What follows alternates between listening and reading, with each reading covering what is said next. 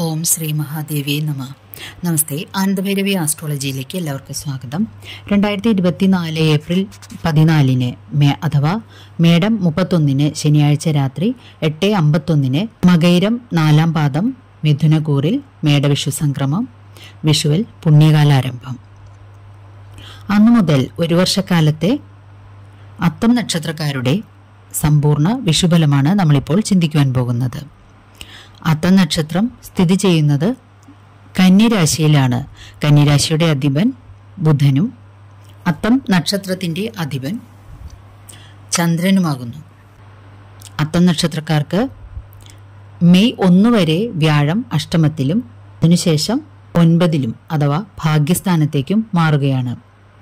എന്നാൽ 7-ാം ഭാവത്തിൽ രാഹുവും ലഗ്നത്തിൽ കേതുവും, പ്രത്യേകിച്ച് പറഞ്ഞാൽ അത്തം നക്ഷത്രത്തിലൂടെ ആണ് കേതു സഞ്ചരിക്കുന്നത്. 6-ാം ഭാവത്തിൽ ശനിയും സഞ്ചരിക്കുന്നു. പ്രധാന ഗ്രഹങ്ങളായിട്ടുള്ള ഇവർ തന്നെയാണ് ജീവിതത്തിൻ്റെ ഗതിവിഗതികളെ പിന്നിലിരുന്നു കൊണ്ട് നിയന്ത്രിക്കുന്നത്. മറ്റു ചെറുഗ്രഹങ്ങളെല്ലാം തന്നെ കുറച്ചു ദിവസങ്ങൾ കൊണ്ട് മാറി മാറി പോകുന്നതുകൊണ്ട് പെട്ടെന്നുണ്ടാവുന്ന അനുഭവങ്ങളും അപ്രതീക്ഷിതങ്ങളായിട്ടുള്ള പല സംഭവങ്ങളും മാറ്റങ്ങളും ജീവിതത്തിൽ സംഭവിക്കാൻ സാധ്യതയുണ്ട്. മാത്രമല്ല, സ്വന്തം ജാതകത്തിലെ ഓരോ ഗ്രഹങ്ങളുടെയും ഭാവാധിപത്യവും നിൽക്കുന്ന രാശിയുടെ ആധിപത്യവും ബലാബലവും ചിന്തിച്ചു മാത്രമേ ചാരഫലങ്ങളുടെ അനുഭവങ്ങളെ കണക്കുകൂട്ടാൻ പാടുള്ളൂ. കാരണം ബലവാനായിട്ട് നല്ല ഭാവത്തിൽ നിൽക്കുന്ന ഗ്രഹങ്ങൾ മോശം സ്ഥാനത്ത് ചാരവശാൽ വന്നാലും കൂടുതൽ ദോഷഫലങ്ങൾ നക്ഷത്രക്കാരനെ അനുഭവിക്കേണ്ടി വരികയില്ല. അഥവാ തിരിച്ചാണെങ്കിൽ ദോഷഫലങ്ങൾ കൂടുതൽ അനുഭവിക്കാനും ഇടവരും. ഇത്തരം കാര്യങ്ങൾ മനസ്സിൽ വെച്ചുകൊണ്ട് വേണം ചാരഫലങ്ങളെ മനസ്സിലാക്കുവാൻ. ഈ ചാനൽ ഇതുവരെ സബ്സ്ക്രൈബ് ചെയ്തിട്ടില്ലാത്തവർ ഒന്ന് സബ്സ്ക്രൈബ് ചെയ്യുവാനും നിങ്ങൾക്ക് വേണ്ടപ്പെട്ടവർക്കെല്ലാം ഈ ചാനൽ ഒന്ന് ഷെയർ ചെയ്ത് കൊടുക്കുവാനും അഭ്യർത്ഥിക്കുന്നു. അരികിലുള്ള ബെൽ ബട്ടൺ അമർത്തി അതിൽ ഓൾ എന്ന് കൊടുത്താൽ ഇനി വരുന്ന എല്ലാ വീഡിയോകളും നിങ്ങൾക്ക് അപ്പോൾ തന്നെ നോട്ടിഫിക്കേഷൻ ലഭിക്കുന്നതാണ്. വീഡിയോ ഇഷ്ടമായാൽ ഒരു ലൈക്ക് തരുവാൻ മടി കാണിക്കരുതേ. അത്തം നക്ഷത്രക്കാർക്ക് ഭാഗ്യകാരകനായിട്ടുള്ള, ധനകാരകനായിട്ടുള്ള, ദൈവാധീനകാരകനായിട്ടുള്ള വ്യാഴം 7-ാം ഭാവത്തിൻ്റെയും 4-ാം ഭാവത്തിൻ്റെയും അധിപനാണ്. ഈ നല്ല ഭാവങ്ങളുടെ അധിപനായിരിക്കുന്ന വ്യാഴം അഷ്ടമത്തിൽ നിൽക്കാൻ തുടങ്ങിയിട്ട് ഒരു വർഷക്കാലമാവാറായി. സാമ്പത്തികമായി പലതരത്തിലുള്ള ഞെരുക്കങ്ങളെയും പ്രതിസന്ധി ഘട്ടങ്ങളെയും അവർ ഇതിനകം തരണം ചെയ്തിട്ടുണ്ടാകും. മെയ് 1 വ്യാഴം അവർക്ക് ഭാഗ്യസ്ഥാനത്തേക്ക് കടക്കുകയാണ്, ഇടവം രാശിയിലേക്ക്. അതുകൊണ്ട് തന്നെ കഴിഞ്ഞ ഒരു വർഷക്കാലമായിട്ട് അവർ അനുഭവിച്ചുകൊണ്ടിരുന്ന പലതരം സാമ്പത്തിക ക്ലേശങ്ങൾക്കും വലിയൊരു അളവിൽ അറുതി വരുന്നതാണ്. പ്രധാനമായിട്ടും പണയത്തിലിരിക്കുന്ന സ്വർണം തിരിച്ചെടുക്കാൻ കഴിയുക, കിട്ടാനുള്ള പണം പിരിഞ്ഞു കിട്ടുക, ലോണുകൾ, സബ്സിഡികൾ മുതലായവയ്ക്ക് അപേക്ഷിച്ചിട്ടുള്ളവർക്ക് അത് കിട്ടുക മുതലായവയും മാത്രമല്ല, ജോലിയിൽ ട്രാൻസ്ഫറും വിദേശയാത്രയ്ക്കുള്ള ഓഫറുകളും അല്ലെങ്കിൽ വിദേശയാത്രയ്ക്കുള്ള അനേകം സന്ദർഭങ്ങളും വന്നു ചേർന്നേക്കാം. ജോലിയിൽ പ്രമോഷൻ ലഭിക്കുവാനും മറ്റുള്ളവരുടെ അംഗീകാരത്തിനും പ്രശസ്തി പത്രം ലഭിക്കുന്നതും അഭിനന്ദനങ്ങൾ ലഭിക്കുവാനും മറ്റും ഇടവരുന്നതുമാണ്. ട്രാൻസ്ഫറിനോടൊപ്പം സ്ഥാനക്കയറ്റം കൂടി ഇവർക്ക് ഉണ്ടാകുന്നു. അതുപോലെ ജോലിയിൽ പ്രവേശിക്കാത്തവർക്ക് ഈ സമയത്ത് ജോലിയിൽ പ്രവേശിക്കാനും മറ്റും അവസരമുണ്ടാകുന്നു. വിദേശ രാജ്യങ്ങളിൽ ബിസിനസ് സംബന്ധമായും വിദ്യാഭ്യാസം, വിനോദം മുതലായവയ്ക്ക് പോകാൻ ഉദ്ദേശിക്കുന്നവർക്ക് ഏറ്റവും അനുകൂലമായിട്ടുള്ളൊരു സമയമാണ്.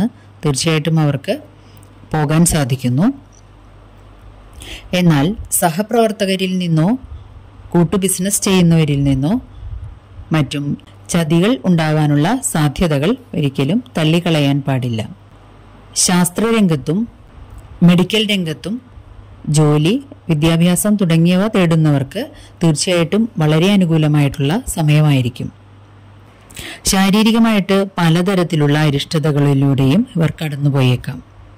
ശിരോസംബന്ധമായ അസുഖങ്ങളും വയറ് സംബന്ധമായിട്ടുള്ള പ്രശ്നങ്ങളും, പ്രത്യേകിച്ചും ദഹനക്കുറവ്, പുളിച്ചു തികട്ടൽ മുതലായവയും, ഇത്തരത്തിൽ വയറ് സംബന്ധമായിട്ടുള്ള അസുഖങ്ങളും ഇവരെ തേടി വന്നേക്കാൻ സാധ്യതയുണ്ട്. മറ്റുള്ളവരോട് കലഹിക്കാനുള്ളൊരു പ്രവണത പെട്ടെന്ന് വർദ്ധിക്കുന്നതാണ്.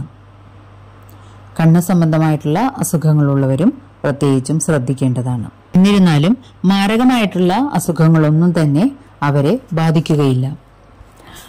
മെയ് 1 ശേഷം വ്യാഴം മാറുന്നതോടുകൂടി വളരെയധികം ഗുണഫലങ്ങൾ ഇവർക്ക് കയ്യെത്തിപ്പിടിക്കാനാകുന്നു. രാഷ്ട്രീയ രംഗത്ത് പ്രവർത്തിക്കുന്നവർക്കും മറ്റും അംഗീകാരവും സ്ഥാനക്കയറ്റവും ലഭിക്കുന്നു. പുതിയ സംരംഭങ്ങൾ തുടങ്ങുവാൻ ആഗ്രഹിക്കുന്നവർക്ക് ഏറ്റവും അനുകൂലമായിട്ടുള്ള സമയമാണ്.